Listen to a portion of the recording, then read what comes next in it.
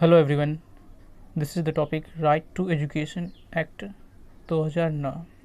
आज हम लोग डिस्कस करेंगे शिक्षा का अधिकार अधिनियम 2009, जिसका पहले इंट्रोडक्शन देते हैं। इसका इंट्रोडक्शन में 4 अगस्त 2009 को देश में 6 से 14 वर्ष तक के बच्चों के लिए मुफ्त और अनिवार्य शिक्षा को मौलिक अधिकार बनाने संबंधी विधेयक the right of children to free and compulsory education bill Lok Sabha में पारित किया गया।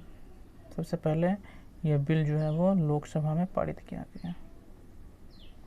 सबसे पहले 4 अगस्त 2009 को देश में 6 से 14 वर्ष तक के बच्चों के लिए मुफ्त और अनिवार्य शिक्षा को मौलिक अधिकार बनाने संबंधी विधेयक the right of children to free and compulsory education bill Lok Sabha में पारित किया गया। राज्यसभा में इस विधेयक को पहले ही 20 जुलाई 2009 को पारित कर दिया गया था। मतलब 4 अगस्त को लोकसभा में पारित किया गया और उससे पहले 20 जुलाई 2009 को ही राज्यसभा में इस विधेयक को पारित कर दिया गया था। 26 अगस्त 2009 को राष्ट्रपति के हस्ताक्षर के बाद 6 वर्ष से 14 वर्ष के आयु वर्ग के बच्चों को शिक्षा दिलवाना केंद्र व राज्य सरकार का दायित्व बन गया। शिक्षा को मौलिक अधिकार बनाने के सुप्रीम कोर्ट के 1993 के ऐतिहासिक फैसले के 17 वर्षों बाद और संसद में इस बारे में 2002 में 86वां संविधान संशोधन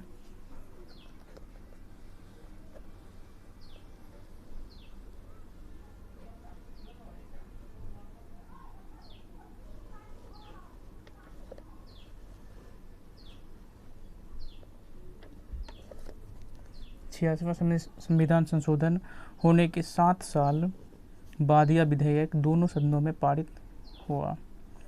1 अप्रैल 2010 को शिक्षा का अधिकार अधिनियम 2009 जम्मू और कश्मीर को छोड़कर पूरे भारत अर्थात भारत के सभी राज्यों में लागू हो गया। जम्मू और कश्मीर को छोड़कर, यानी जब शिक्षा का अधिकार अधिनियम 1 अप्रैल 2010 को लागू हुआ तो उस टाइम जम्मू और कश्मीर राज्य में लागू नहीं किया गया था और भारत के सभी राज्यों में लागू किया गया। विधेयक एक दृष्टि में जो शिक्षा के अधिकार अधिनियम संबंधी विधेयक था उसको एक दृष्टि में यहाँ पे देखते हैं।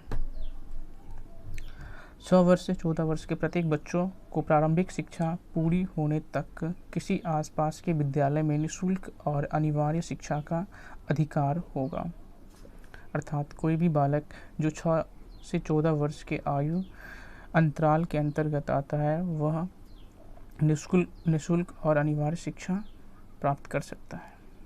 प्रत्येक निजी विद्यालयों को अल्प आयु वर्ग के बच्चों के लिए 25% सीटें आरक्षित करना जरूरी होगा और अगर इस 25% सीटें पर 6 से 14 वर्ष के बच्चों से फीस वसूलने पर फीस का 10 गुना जुर्माना लगाया जाएगा। ये पेनल्टी।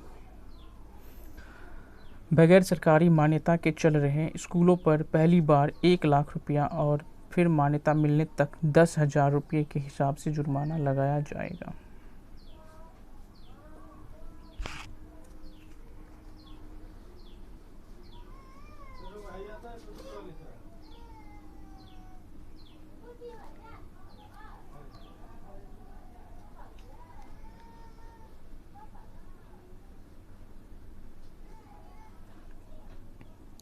स्कूलों को बगैर टीसी के भी बच्चों को दाखिला देना पड़ेगा।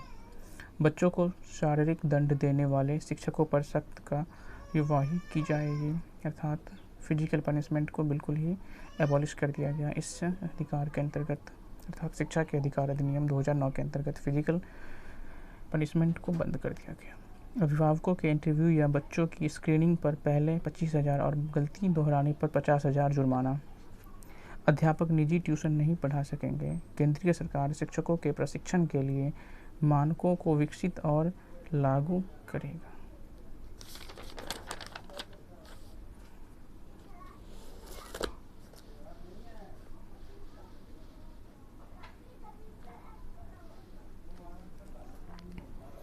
6 से 14 वर्ष के आयु के प्रत्येक बच्चों को निःशुल्क और अनिवार्य शिक्षा उपलब्ध कराना सरकार का दायित्व होगा।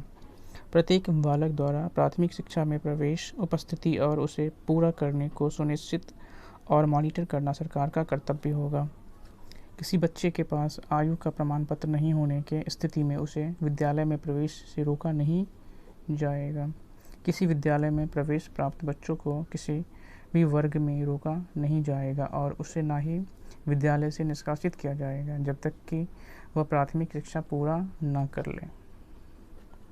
प्रत्येक विद्यालय में एक प्रबंध समिति का गठन किया जाएगा जिसका 3/4 सदस्य पेरेंट्स या संरक्षक होंगे और समिति के 50% सदस्य महिलाएं होंगी।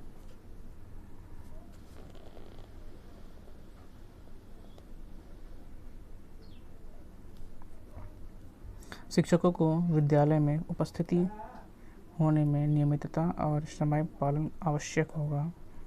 विनिर्दिष्ट समय के भीतर ही शिक्षकों द्वारा पाठ्यक्रम को पूरा किया जाएगा। शिक्षक द्वारा प्रत्येक बालक के शिक्षा ग्रहण करने की सामर्थ्यता का पता लगाना और ज़रूरत पड़ने पर ऐसे बालकों को अधिक समय अलग से भी देना।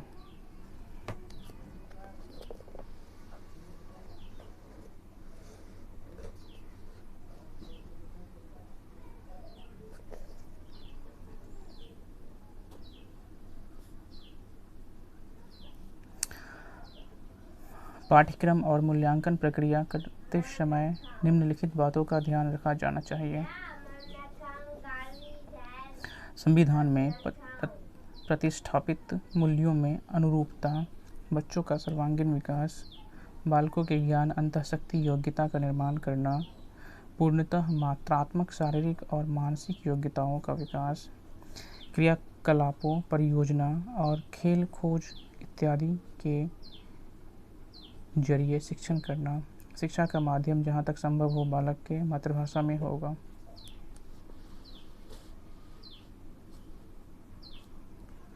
विद्यालय के मान और मानक।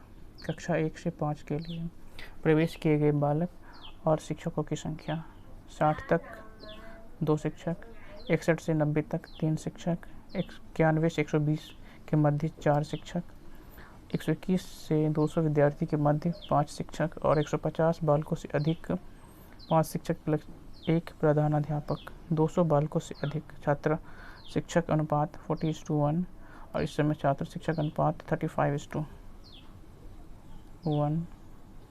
यानी 35 विद्यार्थी पर 1 शिक्षक होगा, प्रधानाध्यापक को छोड़कर इससे अधिक नहीं।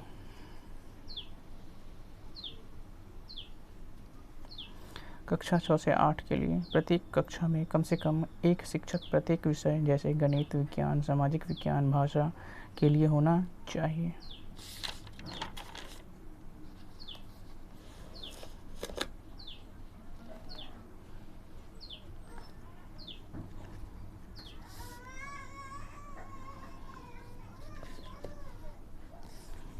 प्रत्येक 35 विद्यार्थियों के लिए कम से कम 1 शिक्षक। विद्यालय की भवन प्रत्येक शिक्षक के लिए कम से कम 1 कक्षा और 1 कार्यालय सह भंडार प्रधान अध्यापक कक्ष। बाधा मुक्त पहुंच लड़कों और लड़कियों के लिए पृथक शौचालय।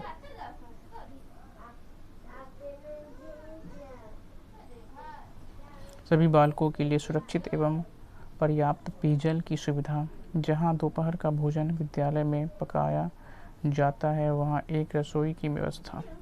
खेल की मैदान की व्यवस्था। सीमा दीवार या बाड़ द्वारा विद्यालय भवन की सुरक्षा करने के लिए व्यवस्थाएं।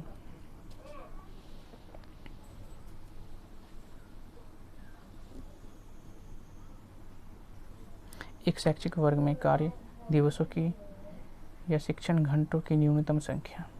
1 से 5वीं कक्षा के लिए 200 कार्य दिवस, 6ठी से 8वीं कक्षा के लिए 220 कार्य दिवस, 1 से 5वीं कक्षा के लिए प्रति शैक्षणिक वर्ष 800 शिक्षण घंटे, 6ठी से 8वीं कक्षा के लिए प्रति शैक्षणिक वर्ष 1000 शिक्षण घंटे। प्रति सप्ताह शिक्षक के लिए कार्य घंटों की न्यूनतम संख्या 45 शिक्षण घंटे, जिसके अंतर्गत तैयारी के घंटे भी है। प्रत्येक विद्यालय में एक पुस्तकालय होगा जिसमें सभा समाचार पत्र, पत्रिकाएं और सभी विषयों पर पुस्तकें, जिनके अंतर्गत कहानी की पुस्तकें भी हैं, उपलब्ध होनी चाहिए, उपलब्ध होगी।